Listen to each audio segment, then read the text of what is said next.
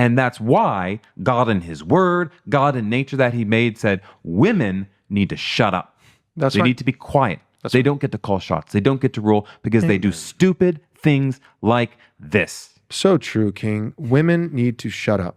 And that's harsh. That's mean. That's not Christian. No, it is so biblical and so pleasing to God.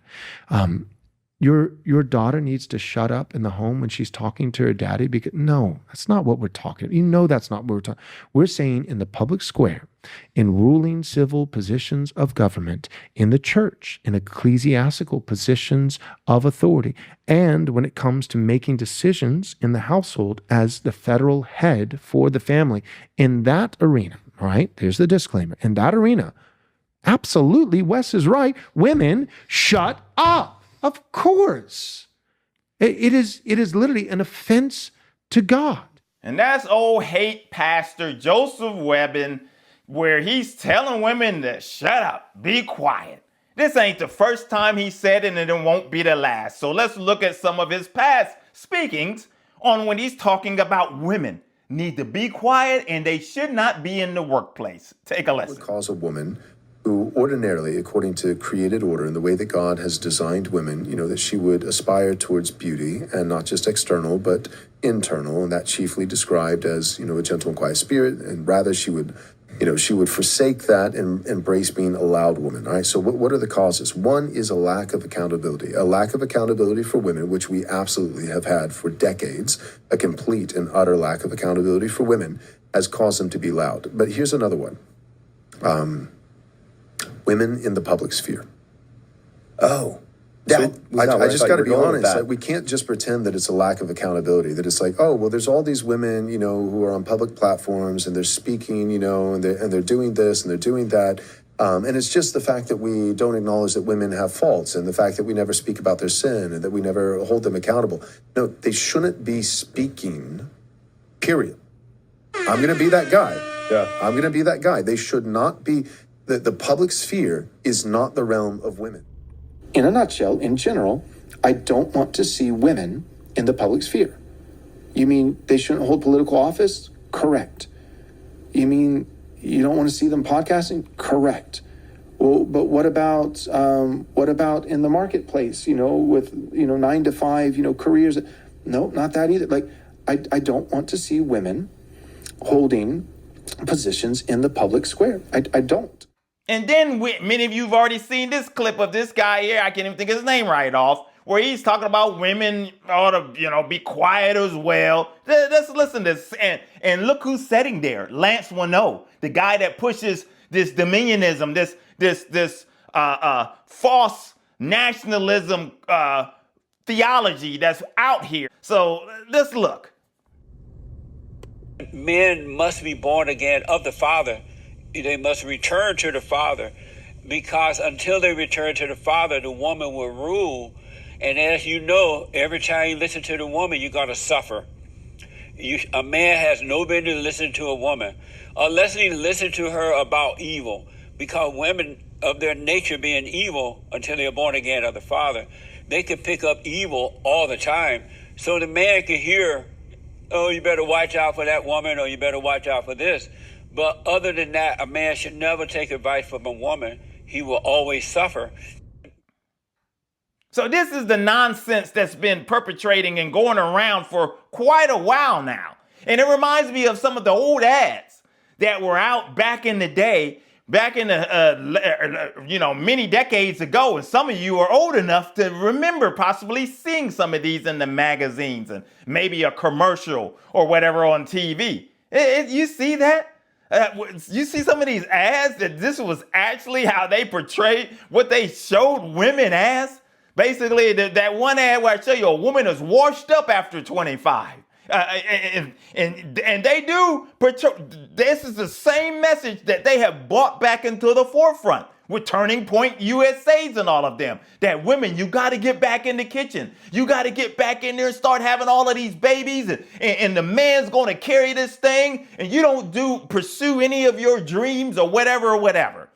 But what brings me to this message is, as I got the notes, guys, I've jotted down the notes this time. For those of you that are new, I periodically would jot down notes on paper or just wherever, and I'll bring it to you so you can, because I like to keep my thoughts, know what I'm going to talk about. I don't want to lose that thought. And it made me think of Corey, a Smart Christian channel, where he made a message there a week or two ago about women should be careful, the way that they dress. Christian women, they should stop wearing this.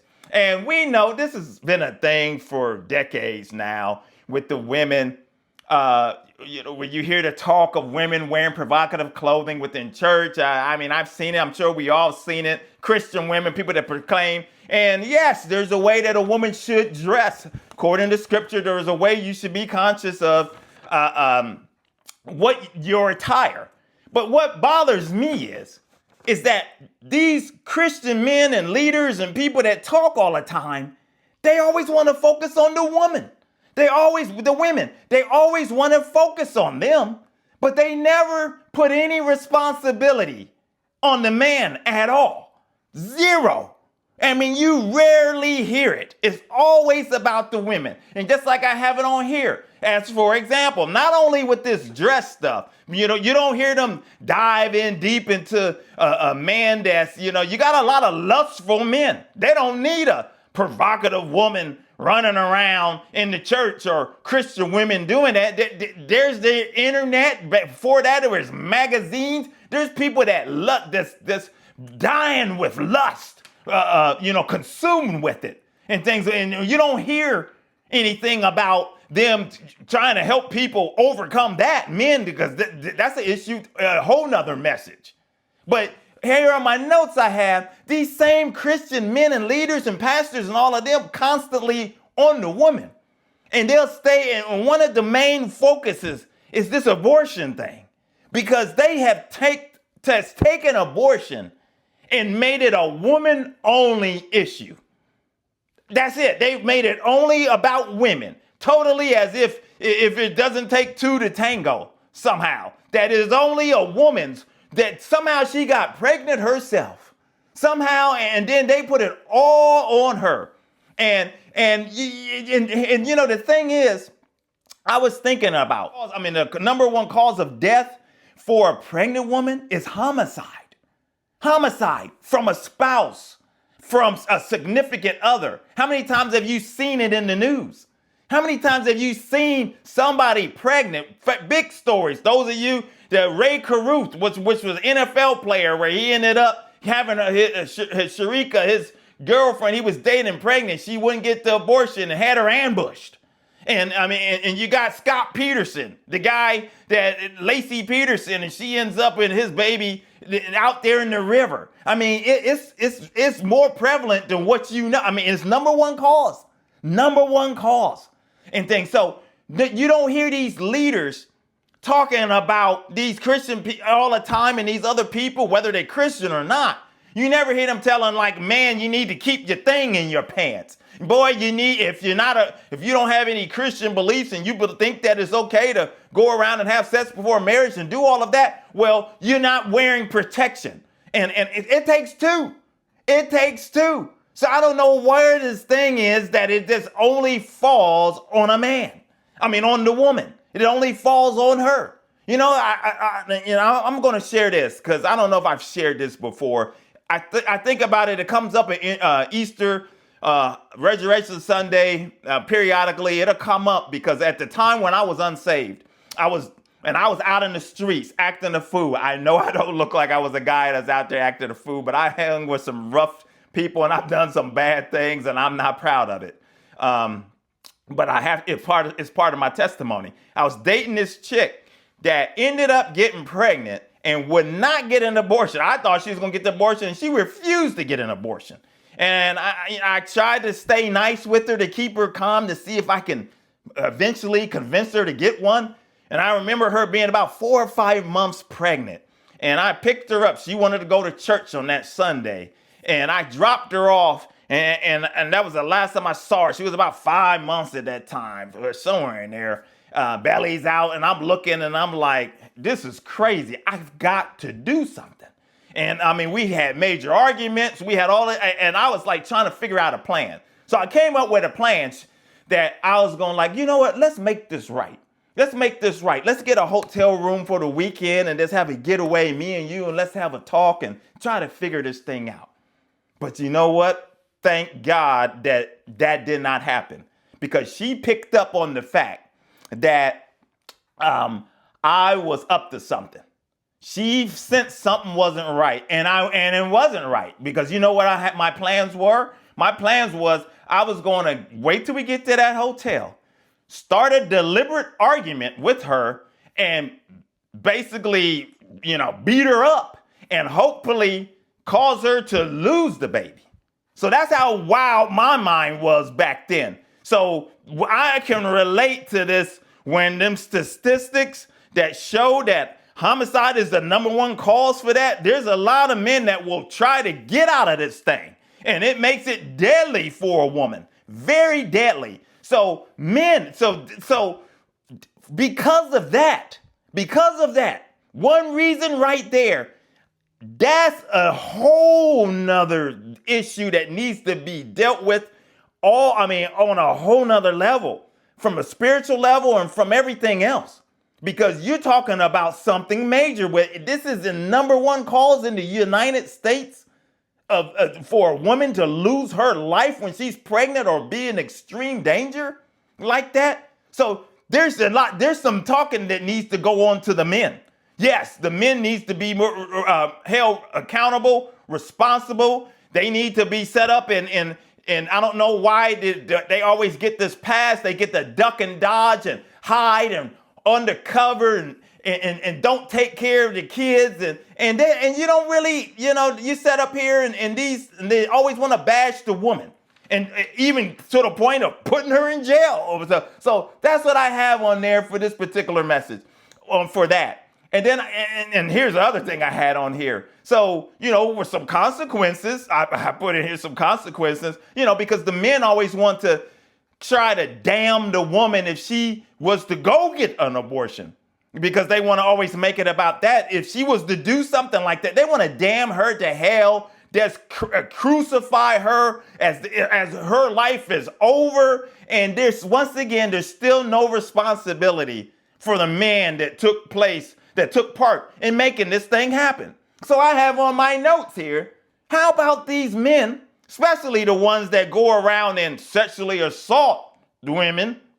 I think you can't really use the word on here because the algorithm don't like you using that word, but you know what I'm talking about. Going around attacking women, taking women, making them, perform without their consent, all of these types of things. How about that? That's not, I know a lot of you are against the death penalty or so, but hey, for these types of people, the ones that mess with little kids and little things like that, abortion would probably be a good cause for them. What do you think? Put it in the comments. And then if not, and then the men that don't want to be responsible and think it's fun and games running around taking advantage. And there's other cases where these guys, they're running around, whether they married or whoever, they have multiple kids by multiple women, and they're just running around acting a fool, whoremongering and stuff. How about I have on here? How about they get snipped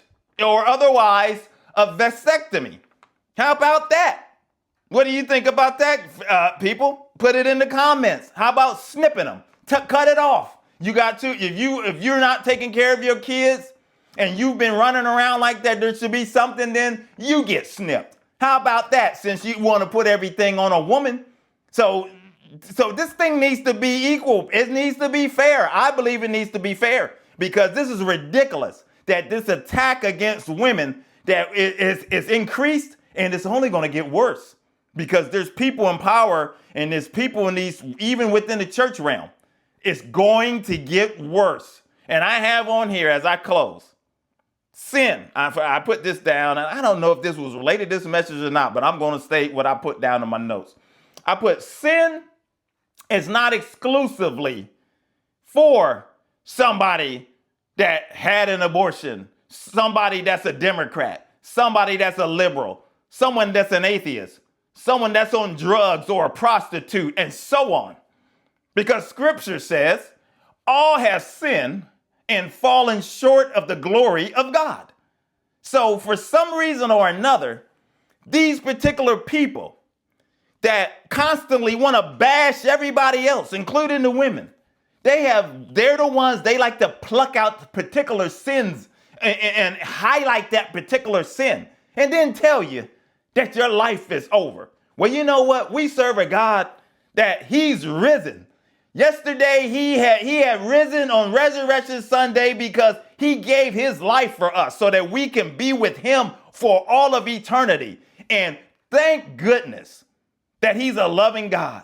Thank goodness for his sacrifice. Thank you for that. Because left to these types of preachers out here and people in the world, oh, we all would be damned and in big trouble because these folks out here are heartless, even within the church and the outside of the church. So I just wanted to talk about that when this thing with this women thing. And no, I'm not advocating for abortions. So somebody tries to say that, don't get my message twisted. The point I'm trying to make, and many of you know where I'm coming from, it's always the women.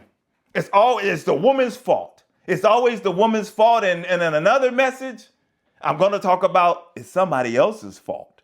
And we'll talk about that because they place the blame on this one particular person for almost everything. And we'll talk about that in another message. Evangelism for God is a channel where we talk about issues the church run away from, tackle Satan and his tactics, punch him right in between the chops. My name is Maurice Braxton. Until the next video, my friends, take care.